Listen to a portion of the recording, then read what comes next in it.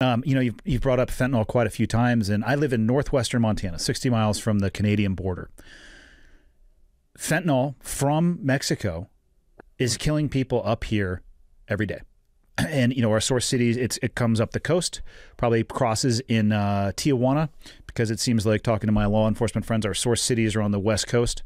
So it comes up the coast, it comes inward, and there's a lot of actual trading for firearms, which, it's interesting, that book right over your shoulder, Blood Gun Money, and the ties to how these things, people here locally who are addicted, who can no longer afford it, will oftentimes look for things that they can trade upstream for drugs. So we're talking about handguns or rifles, and this is a hunting culture up here, so it's not uncommon for people to have rifles or ARs. Not that I think that's a great deer caliber, but whatever, fly your Second Amendment flag all you want to, and your Montana flag, but they trade it upstream, and it works its way back.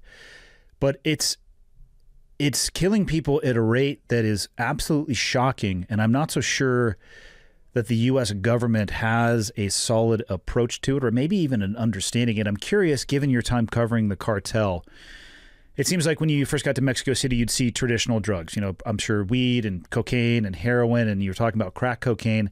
When did you start hearing about fentanyl? Yeah, sure. So I would, if I could just prologue the move to fentanyl with meth, because I think this is connected. I think what we've seen in the last couple of years is a revolution in drugs, from the plant-based drugs to synthetic drugs. With these meth is a fan favorite up here too. Yeah, so right in there. So this is with catastrophic consequences, and it's changed the way, because when I was talking about weed before, grass, it was like legalize this stuff. It's marijuana. Why they everyone killing each other over marijuana? Fentanyl's a different ballgame. So first of all, what you get in the early 2000s, you get Mexican cartels moving into the meth trade in a massive way. Some of it was in the US. They started trying to fight meth in the US. You used to have like bikers make up meth in bathtubs and stuff. And they had 2005 Combat Methamphetamine Act, made it harder to do it in the United States. So they came down to Mexico, started doing it in Mexico. Now, what they started doing was they started hooking up then with Chinese pharmaceutical companies, providing the raw ingredients, and Mexican cartels making the meth. There was a guy called Shenli Yegung, was a Chinese-born guy, naturalized Mexican, and he was one of the first guys who really made this connection. He was making so much money doing this, bringing in the precursors, bring them into the port in Mexico, Manzanillo, the biggest port in Mexico. Manzanillo, Colima, huge port, 3 million containers going through there a year, straight line to China, bringing this stuff there, selling it to this gangster called Arturo Beltran Leyva, one of the big Mexican drug traffickers, friend of El Chapo's. And he had so much money in his house in Mexico City. He had a mansion here in Mexico City with $207 million in cash in the house. Raided. He was flying up to Vegas with suitcases full of money and was spending it in Vegas. He spent more than $100 million in Vegas. Now, Vegas, wow, the casinos were so happy with this, they would give him like, bring him, here's a flash car, here's this. There was one Chinese woman dealer he liked, became his girlfriend. He bought her $1 million house.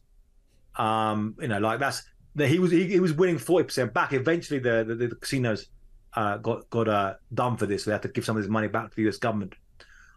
When they raided his house in Mexico City, he was up in Vegas. He went underground. I was working at the time for the Associated Press news agency. He went underground in the United States. He was being looked for, and then he approached us at the news agency to give us an interview. We interviewed him up, sent some people up in the United States. We interviewed him in New York City. We sent Chinese speakers, Spanish speakers, and English speakers. He spoke all of them with an accent. He had like this weird, like Chinese dialect. Spoke Spanish with a funny accent and stuff. Came out with this crazy story. Was long? He came out with this crazy story saying, "Oh, the Mexican government, it was a Mexican politician's money, and he just threatened me and said, you take this money in your house and look after it for me, or I'm going to kill you." It's just kind of crazy. It's a cool stuff. $200 million. I need you to store at your house. Yeah.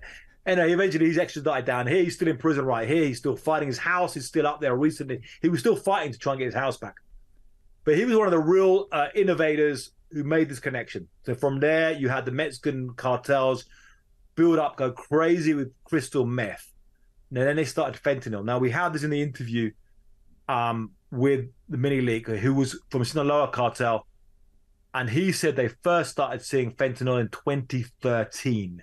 When they said 10 years ago, they first started seeing it. Now, they first started seeing it come in what they call China white or synthetic chiva, which is heroin with fentanyl inside it. So that is kind of, it gives heroin, which gives you an extra kick. Now, I don't know how conscious they were about this.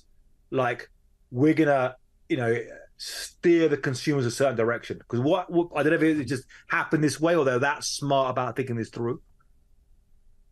But 2013, they first started seeing synthetic chiva. Now, he said this. They sent guys to China and they were shown exactly what to do. They went there and they were saying, this is how you do it. This is what you need. The guys in China, I mean, again, I don't know these are, sometimes these are government-run pharmacies in China. Some of the independent pharmacies. But they went to China and they're being shown what to do. They said 2014, all of these cartel guys investing in this, they were making huge amounts of money. Like bang, making this money. Now, people start getting hooked on heroin with fentanyl in the United States. So they became, oh, that heroin's pretty strong. That's stronger than the heroin before. It can be an extra boost. Deaths go up. But then it becomes, oh, I don't want regular heroin. I need that heroin with the extra kick.